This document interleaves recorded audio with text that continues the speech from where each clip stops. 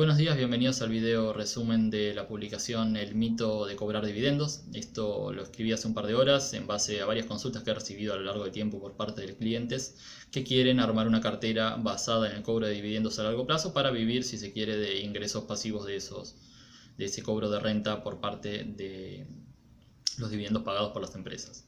Acá tenemos dos factores a considerar. Primero es si la empresa que paga dividendos lo hace en qué porcentaje, si lo viene sosteniendo a lo largo del tiempo, si nunca interrumpió el pago de esos dividendos, si lo va a poder seguir sosteniendo en base a los negocios que tiene, los que le generan sus propias ganancias, y lo que es el precio de cotización de la acción. De nada nos sirve tener una empresa que nos pague un 10% de dividendo si la empresa va cayendo un 10% de valor de mercado todos los años. O sea, lo que vamos a perder, lo que vamos a ganar en el cobro de dividendos lo vamos a estar perdiendo por el capital que nosotros tenemos invertido en la empresa. Va a cotizar a un valor menor. Entonces lo que hay que evaluar es primero compararlo siempre con lo que es el benchmark, que en este caso sería la inflación. ¿Cuánto fue la inflación en los últimos 10 años? La inflación en Estados Unidos en los últimos 10 años fue en torno al 20%, 19,6% según el último informe de inflación del mes de mayo. Y lo que tenemos que lograr justamente es que nuestras empresas tengan un rendimiento en los últimos 10 años o un crecimiento del valor de cotización de la empresa mayor a ese 20% que perdimos de inflación. Si no, estaríamos perdiendo dinero en términos reales, de la misma manera que acá en Argentina un plazo fijo que nos paga un 37% de intereses nos deja igualmente por debajo del 48% de inflación que hay proyectada. Una empresa que en los últimos 10 años no haya subido más de un 20% el valor de cotización nos está generando pérdidas también en términos reales, por más que sean todos activos que cotizan en dólares.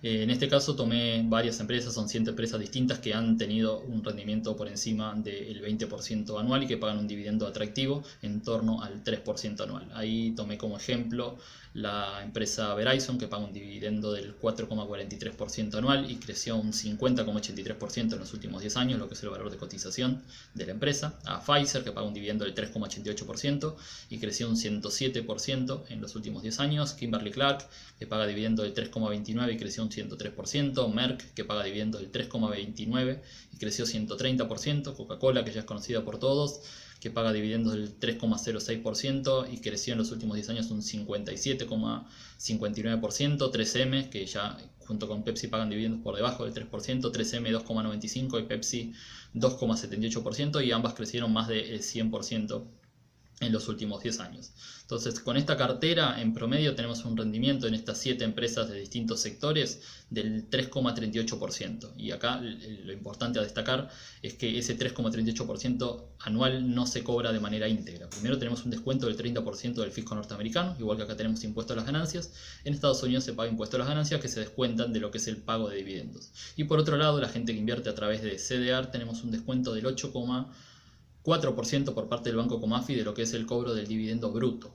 Es decir, de los 30%, del 30% que se lleva el fisco hay que sumarle el 8,4% del Banco Comafi. Por ser la administradora de los CDR, se toma esa libertad de quedarse con el 8,4% del cobro de todos los dividendos que hagan a través de CDR. Entonces nos queda que estaríamos perdiendo un 38,4% del cobro de todos los dividendos que recibamos de esta cartera promedio, donde el rendimiento de estas 7 empresas promedia el 3,38% en concepto de cobro de dividendos. Nos estaría quedando neto un 2,08%. Ya ahí partimos de los valores reales que estaríamos cobrando en lo que es la cartera en dólar cable.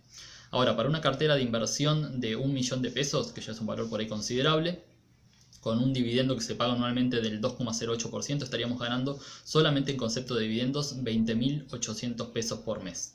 20.800 pesos por año. Esto lo hace en pagos trimestrales. Vamos a recibir 4 pagos en el año de aproximadamente 5.200 pesos cada uno, que si uno lo analiza para una inversión de 1 millón de pesos no es un valor considerable ni llega a compensar lo que es la inflación en Argentina. La ventaja obviamente es que estos instrumentos están atados al precio del dólar, por lo cual estamos invertidos en un subyacente que es el CDR en sí, que si nuestra moneda se sigue devaluando, el precio del CDR va a seguir subiendo y medido en pesos va a ser más plata que vamos a terminar cobrando en dividendos. Pero si quisiéramos realmente vivir de un dividendo, por ejemplo para ganar 50.000 pesos por mes, que ni siquiera llega a ser un sueldo, tendríamos ahí que tener invertidos para cobrar el 2,8% de dividendos 28.846.000 pesos en una cartera de estas 7 empresas para que ahí nos quede aproximadamente unos 50.000 pesos mensuales en el concepto de dividendos, dado que serían 600.000 pesos anuales. Ahí bueno, ese justamente es el fin de esta publicación, destacar que no es fácil cobrar dividendos para vivir mensualmente, se necesita un capital considerable.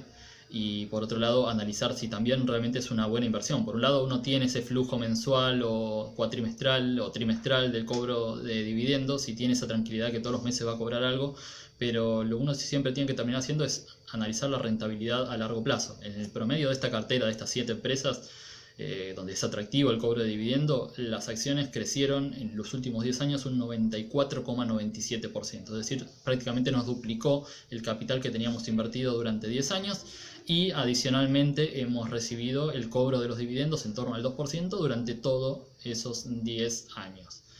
Ahora, el índice S&P, que es un índice de las 500 empresas de mayor capitalización bursátil en Estados Unidos,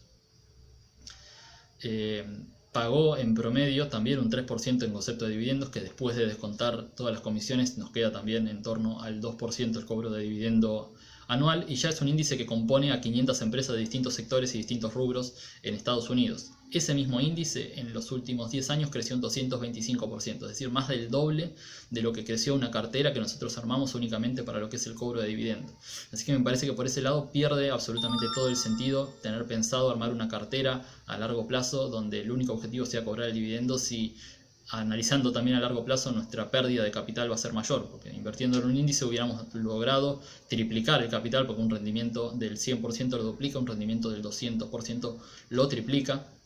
E incluso analizándolo con otras opciones, como es la cartera que se planteó en el día de ayer o el día anterior, la cartera trillonaria, que había tenido un rendimiento en los últimos 10 años del 1034%, comparándolo contra el S&P, rindió absolutamente muchísimo más, 4 veces más, 225%, más que cuadruplicó lo que es el rendimiento de lo que es el índice de S&P, y comparado con esta cartera enfocada en lo que es el cobro de dividendos, también hubiera tenido un rendimiento más de 10 veces mayor.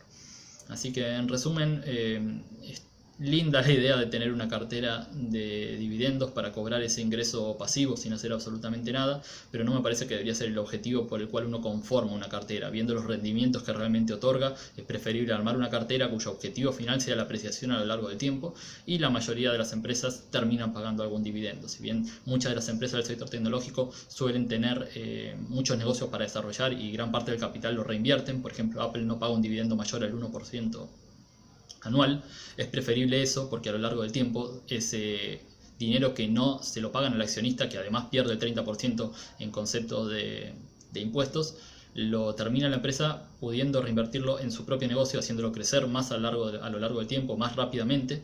De esa manera se ve reflejado en lo que es el valor de cotización, se aprecia mucho más rápido el capital y finalmente vamos a tener una mayor ganancia. Como inversores, nuestra prioridad es, bueno, por un lado, resguardar nuestro patrimonio, hacer que no vaya perdiendo valor a lo largo del tiempo. Ya con todas estas opciones vimos que lo superamos en lo que es concepto de inflación. Como ya hablé en otra publicación, las empresas me parece que son uno de los mejores instrumentos para cubrirse contra la inflación, y invirtiendo en empresas que no paguen en principio dividendos o que paguen dividendos bajos, porque ahí vemos que la empresa en realidad tiene donde meter su negocio y tiene perspectivas futuras de seguir creciendo a través de nuevas líneas de productos, nuevas líneas de servicios. Es donde mayor apreciación vamos a llegar a tener a lo largo del tiempo. Así que yo pensaría 2 veces si alguien tiene la idea de armar una cartera de inversión enfocada en lo que es el cobro del dividendo, y habría que enfocarse más en lo que es el crecimiento de la empresa, y si paga un dividendo, bienvenido sea.